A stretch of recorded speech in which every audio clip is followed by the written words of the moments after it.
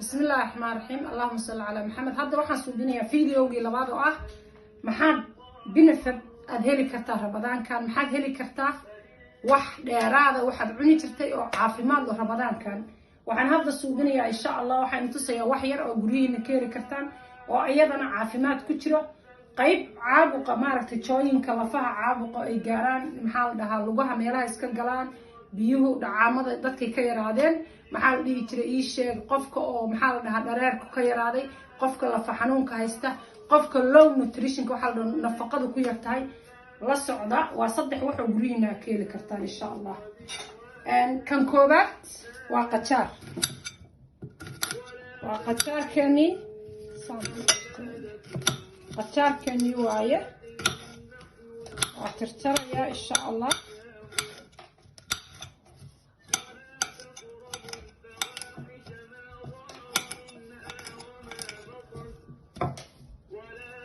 qajaarkii sanjabiil waaye tan oo aan fiiqay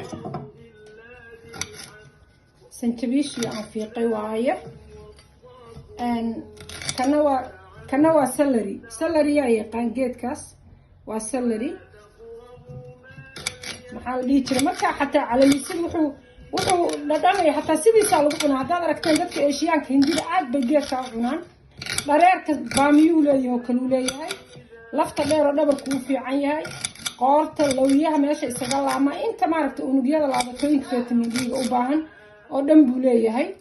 marka waxa waaye intaana isku shiidanaynaa. intaa markaa isku shiidano waxaan suubinaynaa intaa ku shubay mishiinkan baa ku shubay waa inay tusaya faa'iis subaxii shaqada markaa u socotaan baad alaabtaan maaragtay hore usii qaadan kartaan wax oo dhibaato inay geysanaysa ama waqti inaga cunaysa maahan. waa kan waxaad ku darasaan geedkan qofba sibuu u yaqaanaa.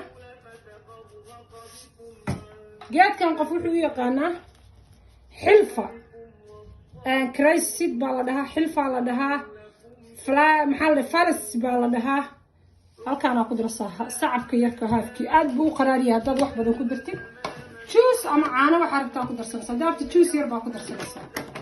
ini waxaa heshid baa ku darsanaysaa. markaa ku darsatid waa isku shiidanaysaa. bismillah.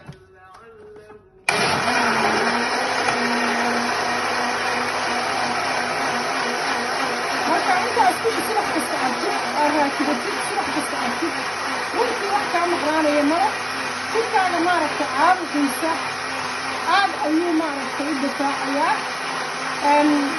geedkan plastic also sambabka maaragtay waxyaalaha ku dhacdoonka yahay maxaa la dhihi jiray caafimaad badan buu leeyahay. waxyaalo badan buu jirka qofka bini-aadanka ugu hagaajiyaa oo jirkiisa waxa laala wixii caabuqa oo dhan buu tabargaraya oo maaragtay u hagaajiyaa. waa kan waa shiiday. wax dhib kuu geysanaya ama waqti kaa cunaya maahan. waa kan intaasaa cabaysaa carruurtaada siinaysaa. vitamin ka maqan nutrition ka maqan caafimaad ka maqan ma jiro. ma fahantay? Ramadaan waaye haddaan Ramadaan ahayn waa inuu qorqorin lahaa. ma fahantay? markaa afurkiina cuntaan baad cabaysaan. also wuxuu kala suubinayaa digestion calooshu way ku soconaysaa. calooshaa ku soconaysaa. timaha maarag dadka timuhu way kuu baxayaan. skin qurux badan baa yeelanaysaa. maxaa la dhihi jiray adiga dhan jirkaa waa dhalaalay. haddaa rabti waxaa ku darsan kartaa liindhala intaa fiiqdid waa ku shiidan kartaa. qofba si maaragtay insha Allah buu maaragtay u cabbi karaa. okay geedkan marka dhacaankaaga meelahan ku jira hadduu yar yahay dhacaankaaga meelahan ku jira hadduu yaray nafaqadaada hadday yartay wuu maaragtay kuu kordhinayaa. allahumma istacaana aad baad benefit uga helaysaa ilaahay idankiis. waxa waaye alaabtan waa vitamin waa waxa dhulkeena ka heli karno waa waxoo dhulkeena yaala. ilaahayna waxaan ka rajaynaa caafimaad badan iyo benefit ka heli doontaan. muddo waxaad wadasaan horta haddaa rabtid waxa inaa ogaatid waqti baad waraysaa. laakiin 14 beri markaa wadid waad ogaanaysaa waxa benefitkoodii. 7 beri markaa cabti oo alla meelihii xanuunaya waa ka cafur waxbaa iska kay bedelaa dhehaysaa. ma fahmi?